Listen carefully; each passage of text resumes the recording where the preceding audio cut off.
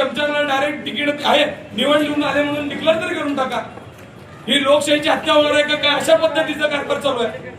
या सोलापूर शहराचा विकास करण्याकरता युवक रात्र दिवस काम करतात, त्यांना या महापालिकेत काम करण्याची संधी मिळावी यासाठी सर्वच पक्षाचे अजून कित्येक लोक आहेत की या प्रक्रियेत या सगळ्या गोष्टींमुळे पडत नाहीत की कुठेतरी आम्ही या प्रक्रियेत असं चाललं असेल तर टिकणार नाही। मग आपण आयुक्तांना आम्ही आता हे निवेदन केले की आपण या निवडणूक प्रक्रियेमध्ये जे काही सीसीटीव्ही फुटेज आहे ते आम्हाला मिळावे, त्याचे सुद्धा आम्हाला उत्तर दिले जात नाहीत। आम्ही सांगितलं की 4 नंबर आणि 5 नंबर मध्ये पूर्ण रेकॉर्डिंग आम्हाला द्या, लेखी पत्र देऊन सुद्धा त्यांनी आम्हाला रेकॉर्डिंग देत नाहीत। रेकॉर्डिंग मध्ये छेडछाड झालेलीच आहे, पण मान्य केलेल्या कागदात सुद्धा त्यांनी कोणतीही कारवाई करायला तयार नाही। आज आम्ही मुख्य सचिवांकडे असीमजी सर्वदे साहेब, जे तुम्हाला माहित आहे की खूप मोठे नामवंत वकील आहेत, यांच्या माध्यमातून पिटिशन दाखल केलेलं आहे महाराष्ट्र राज्य निवडणूक अधिकाऱ्यांकडे। आज आम्हाला निर्णय अपेक्षित आहे की अशा पद्धतीने जे काही कारभार झाला त्याच्यावर थांबवून जे 2 नंबर आणि 4 नंबर मध्ये जे उमेदवार होते, तुम्हाला त्याचं उदाहरण देतो। आता सांगितलं जाते की त्या उमेदवारांनीच बी फॉर्म सोबत घेऊन आले होते। जर बी फॉर्म सोबत घेऊन आले होते, काल तारीख होती 30, 29 तारखेला काही भारतीय जनता पार्टीच्या उमेदवारांनी अर्ज भरत दाखल केलाय। मला सांगा, जर 29 तारखेला तुम्ही बी फॉर्म दिलेला जे त्रुटीपत्र असतंय, म्हणजे तुमच्याकडे कोणती कागदपत्र आहेत आणि कोणती नाही, त्या त्रुटीपत्रामध्ये त्यांना सांगितलं की तुमच्या हाला जोडपत्र जोडलेलं नाही, हे असं नाही म्हणलेलं आहे। आणि आता त्या कागदात असं सांगतायत गोल केलाय आणि पुढं आहे म्हणून सांगताय। काल तुम्ही बघितलं असेल, माझ्याकडे एक व्हिडिओ आहे, हे मुकेश ती व्हिडिओ काढ रे, ते टायमिंगचा मुकेश नाही त्या व्हिडिओ मध्ये तुम्हाला दाखवतो की मी आज जाताना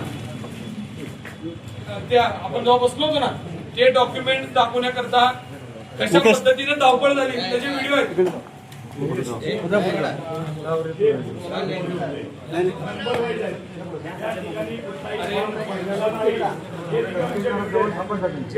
दप्तर दिलेलं आहे निवड त्या ठिकाणी कुणाच्याही उमेदवार त्या ठिकाणी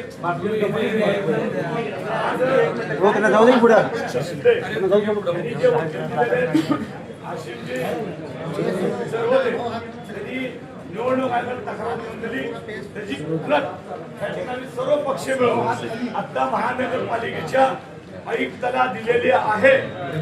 निघाल या ठिकाणी नोटीस आसिमजी सर्वदे यांनी आम्हाला आता सांगितलं की सगळ्या पत्रकार आणि आयुक्ताला हे देऊन टाका, कारण आम्ही सर्व पक्षाचे या ठिकाणी कम्युनिस्ट असेल, एकनाथजी शिंदे साहेब असेल, राष्ट्रवादी असेल, काँग्रेस असेल, गेल्या 2 दिवस झाला आम्हाला कोणाला झोप नाही। रात्री 3 वाजेपर्यंत आमचे लोक त्या ठिकाणी उभारलेले होते। काय निवडणुकीमध्ये काय सांगितलंय? निवडणूक थांबवण्याची मागणी आहे आणि यांचे बी फॉर्म मिळालेले नाहीत, यांची केवळ सत्ता आहे। मुख्यमंत्री देखील या ठिकाणी फोन करतायत। साध्या म्हणजे निवडणुका जे सुयत अशा लोकांना मुख्यमंत्रीचे फोन येणार आमचे फॉर्म हात घ्या म्हणून। हे महाराष्ट्राला काळिंबा आहे। तुमच्या 2-3 आमदारच्या भांडणामध्ये त्यांची लिस्ट आली नाही, ते लिस्ट जी उशिरा या ठिकाणी आले आणि आम्ही ज्या बापूंनी ज्या बूथवर ज्या 4 आणि 2 जे सेंटर आहे त्या ठिकाणी 3 वाजून 7 मिनिटांनी ते आल्यामुळं तिथले दरवाजे बंद होते। बंद असल्यामुळं तिथं बी फॉर्म दिला गेला नाही। जवळजवळ 32 लोकांचा बी फॉर्म दिला नाही। मी तुम्हाला एक गोष्ट सांगतो, काल तुम्ही सगळ्यांनी लाईव्ह होता, तुमच्याकडे एक माझ्याकडे शूटिंग आहे। या शूटिंग मध्ये मी त्यांच्या असलेले कागदपत्र तपासले, त्याच्या मस्टर मध्ये पद्माकर नाना काळे यांच्या नावासमोर स्पष्ट सांगितलं होतं की त्यांना जोडपत्र जोडलेलं नाही। हा पुरावा कालच्या शूटिंग मध्ये लाईव्ह मधला तुमच्या सगळ्यांच्या रेकॉर्डिंग मध्ये आहे।